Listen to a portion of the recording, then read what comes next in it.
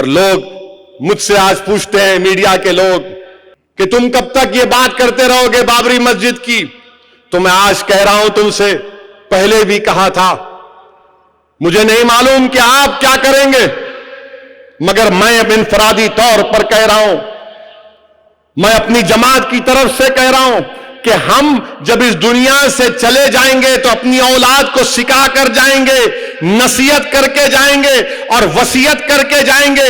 उनसे कहेंगे कि देखो बेटा, देखो बेटी, जब तुम भी इस दुनिया से जाओगे तो यह वसीयत करना। और क्या है कि 6 दिसंबर 1992 को संघ परिवार ने बाबरी मस्जिद की शहादत की, डिमोलिश किया। इसको बताते रहना, जब तक दुनिया रहेगी, सुनो संघ परिवार, हम हिंदुस्तान में बाबरी मस्जिद की शहादत का जिक्र करते रहेंगे, दुनिया को बताएंगे कि तुमने जाकर सुप्रीम कोर्ट से वादा किया था कि मस्जिद की एक ईंट को हाथ नहीं लगाया जाएगा। तुमने, तुम्हारे लोगों ने मस्जिद को शहीद किया और हमारी मस्जिद जो 550 साल से वहां पर थी, जहां पर हमने हय्या अलल सलाह और हय्या अलल फलाह की सदाएं दी, तुमने मस्जिद को शहीद किया और मोमेंटो के तौर पर तुमने ईंट को उठाकर लेकर गए। हम अपने बच्चों को सिखा कर जाएंगे इस दुनिया से। अगर हमारी सिस्कियां बाकी रहेंगी तो हम कलमा भी पढ़ेंगे और कहेंगे बाबरी मस्जिद की शहादत को याद रखो।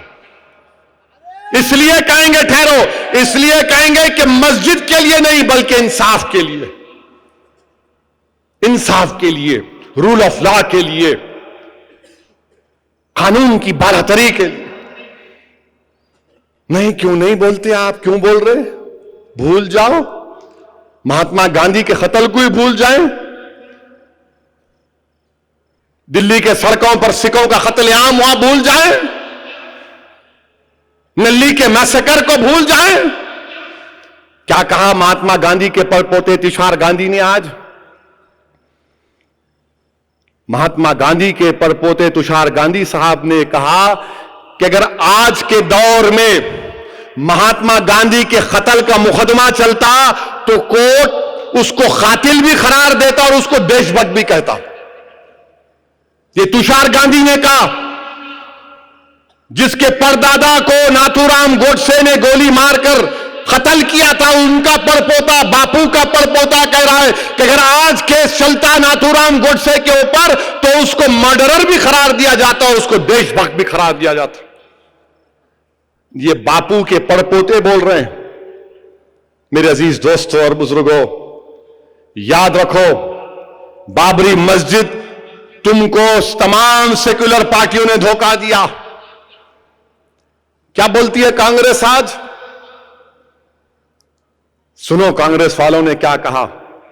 मैं क्यों कांग्रेस की मुखालिफत करता हूं और क्यों चाहता हूं कमजोर हो जाए, क्यों उनसे मुकाबला करके हराता हूं सियासी तौर पर? इसलिए कि यही कांग्रेस के जमाने में, जिसको आज सुप्रीम कोर्ट ने अपने फैसले में कहा कि रात के अंधेरे में चोरों की तरह मूर्तियां रखी गई थी, सुप्रीम कोर्ट ने उसको गलत करार दिया, आज जजमेंट में है।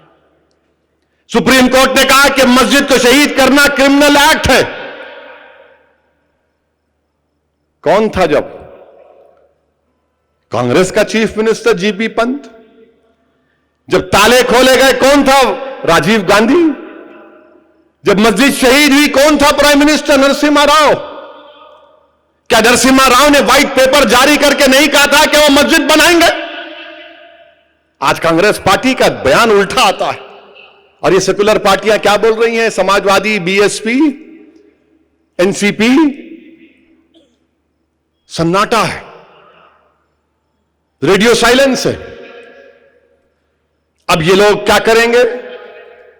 ट्रस्ट बनाएंगे, मंदिर का काम शुरू करेंगे और मीडिया के लोग हस्बे रिवायत 24 घंटे देखो ऐसा हो रहा, मोदी जी कर दिए, कर दिए, कर दिए, कर दिए, ये कर दिए, देखो अब वो कर।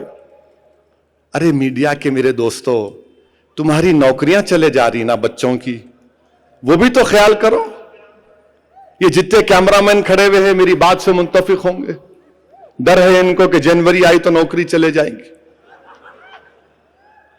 मेरे अजीज दोस्तों और बुजुर्गों, ये इन शॉर्ट ये चीज की वजह से मुस्लिम पर्सनल लॉ बोर्ड ने कहा कि हम इस फैसले से मुतमईन नहीं है। सुप्रीम कोर्ट आखिरी कोर्ट है। Supreme court is supreme but not infallible. Supreme जरूर है, हम सुप्रीम कोर्ट का पासो लिहाज करते हैं और करते रहेंगे इंशाअल्लाह ताला अदलिया का। हम क्यों बोल रहे हैं बात? जब राजीव गांधी के जमाने में ताले खोले गए तो जस्टिस पांडे जो जज थे, उन्होंने ताले खोलने का ऑर्डर क्यों दिए मालूम आपको? मालूम मालूम मालूम क्या मालूम फिर तुम लोगों को? खाली हीरो हीरोइन के नाम मालूम, गाने मालूम। मेरे अजीज दोस्तों, जज साहब अपनी किताब में लिखे कि जब मैं कोर्ट में गया था तो मैंने देखा मेरे कोर्ट के सामने काला बंदर बैठा हुआ है। नहीं, मैं सही कह रहा हूं, काला बंदर बैठा हुआ है और कोर्ट के झंडे को पकड़ के बैठा हुआ है। लोग जाके उसको बोल रहे अखरोट खा, उन्हें बोला बादाम खा, नो। केला खा, नो। अच्छा, जब बंदर को खिलाते ना तो जो बंदरों के स्पेशलिस्ट है वो बोलते हैं कि जब आप उनको खिलाते तो बंदर इंसान को कमतर समझता, इसलिए बोलता ले ला। ये लोग जाके खिला रहे थे, नहीं तो जज साहब ऑर्डर दिए, वही बंदर उनके घर में आंगन में उनके बैठा हुआ है।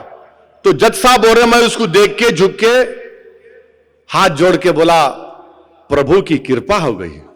नहीं, अपनी किताब में लिखे, वो अपनी किताब में लिख रहे हैं पांडे साहब। ये इंसाफ है क्या? बंदर को देखकर समझ रहे हैं कि खुदा की तरफ से इशारा मिल गया? अगर कल रात में, आज रात में जाकर सो जाऊंगा और सुबह में उठने से पहले मेरे ख्वाब में मुझे अगर हरे हरे कबूतर दिखाई देंगे तो मैं समझ जाऊं कि मैं कुछ हो जाऊंगा सुबह तक। ये हुआ मेरे भाई। ये नौजवानों, तुमको समझना है जो बाबरी मस्जिद की शहादत के बाद पैदा हुए। नौजवानों, तुमको बताने के लिए कह रहा हूं, मैंने अपनी जवानी में बाबरी मस्जिद की शहादत देखी, मगर अफसोस मुझे यह है कि ये जो बच्चे जो शहादत नहीं देखे, आज इनकी भी मेमोरीज खराब हो रही हैं, इनकी भी मेमोरीज खराब हो रही हैं। मेरे अजीज दोस्तों और बुजुर्गों, अब हमको क्या करना है? सुप्रीम कोर्ट का फैसला फाइनल है, क्या करेंगे? हाथ पे हाथ रख के रोते बैठ जाएंगे? आहें भर के हाथ मसल के बैठ जाएंगे? नहीं। पहला काम हमको यह करना है कि हम इंशाअल्लाह ताला नाउम्मीदी को हमारे करीब आने नहीं देंगे। और मैं तुमसे एक भीख मांग रहा हूं, मैं तुमसे सिर्फ 2 चीजें मांग रहा हूं। मुझे नाउम्मीद मत करो आप। मैं तुमसे सिर्फ 2 चीज की भीख मांग रहा हूं। एक ये कि जहां तक मेरी आवाज जा रही है, मेरे अजीज दोस्तों और बुजुर्गों, हिंदुस्तान के गयूर मुसलमानों, ये वतन हमारा है। हम यहां पर अव्वल दर्जे के शहरी हैं और रहेंगे। मैं तुमसे सिर्फ इस बात की भीख मांग रहा हूं कि तुम सियासत में हिस्सा लो। तुम सियासत में हिस्सा लो, अपनी पार्टी का साथ दो और नमाजी बन जाओ। मेरे भाई, क्या आप ये करेंगे? क्या आप सियासत में हिस्सा लेंगे, अपनी पार्टी का साथ देंगे? सोच के इंशाअल्लाह बोलो, क्योंकि फरिश्ते इस बात को नोट कर रहे हैं। सोच कर बोलो। और नमाज की पाबंदी करना जरूरी है। बगैर नमाज की पाबंदी करे कुछ नहीं मिलता। सियासत में भी नमाज की पाबंदी करो, मस्जिदों को आबाद करो। तुम्हारे महल्ले की मस्जिदों में जाओ, कम से कम 2 टाइम्स की नमाज पढ़ो। दौड़ते हुए जाओ, कम से कम उस वक्त तो जाओ जवान साहब अल्लाह को जाके चले जाके, कम से कम उस वक्त चले आओ, रुके में घर चले आओ। सबसे आसान नमाज मगरिब की चले जाओ, उससे ज्यादा आसान फजर की है, मगर कहां होता उठना। 3 बजे रात तक वो खिलौना हाथ में, नींद आंखा बंद हो रही, टिंग टिंग आवाज आ रही, देख रहे क्या हुआ, अपडेट कर रहा हूं, फेसबुक अपडेट कर रहा हूं।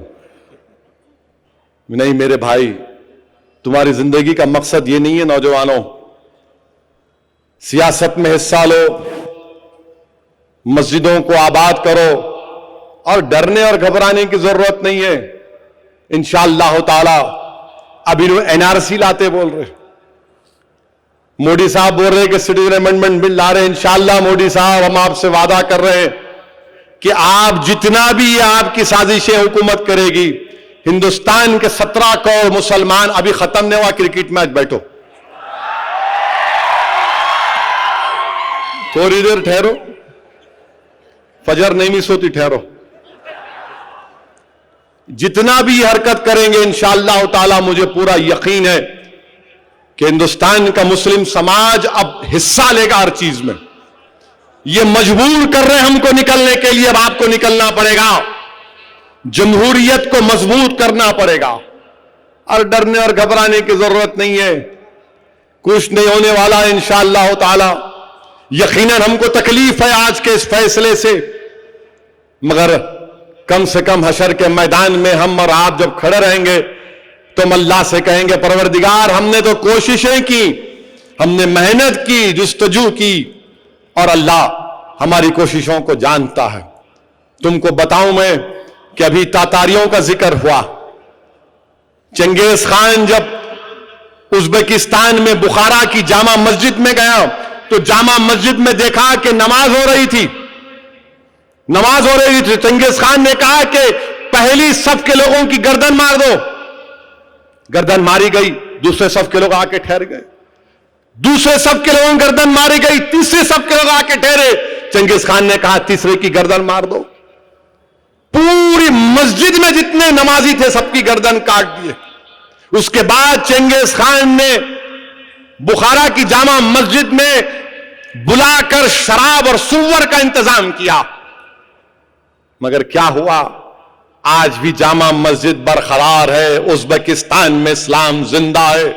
सुनो, भारत से इस्लाम मुक्त करने की साजिश करने वालों, मेरे आका सल्लल्लाहु अलैहि वसल्लम ने इरशाद फरमाया कि जालिम जुल्म करेगा मगर इतना जुल्म नहीं कर सकता कि दुनिया से इस्लाम को मिटा सके। चंगेज खान, तातारियों ने 40 दिन तक बगदाद को जलाया, मगर चंगेज खान का पड़पोता दीन इस्लाम को कबूल कर लिया। हिम्मत और अपने हौसलों को बुलंद रखिए, डरने और घबराने की जरूरत नहीं है मेरे भाई।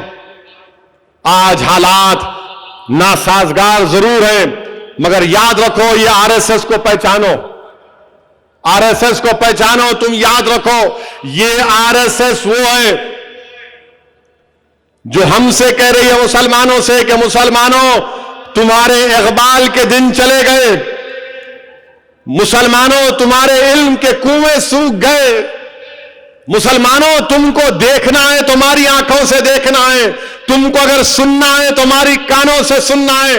ये आरएसएस नौजवानों से कह रही है कि तुम्हारे दिलों में, दिमागों में हम ये चीज डाल देंगे। ये निसाब तब्दील करना चाहते हैं। ये आरएसएस वो है जो नौजवानों को अपना गुलाम बनाना चाहती है। नौजवानों समझो आरएसएस की साजिश को, इनको गुलाम मत बनो, तुम बराबरी हासिल करो। बराबरी की लड़ाई है, इंसाफ की लड़ाई है।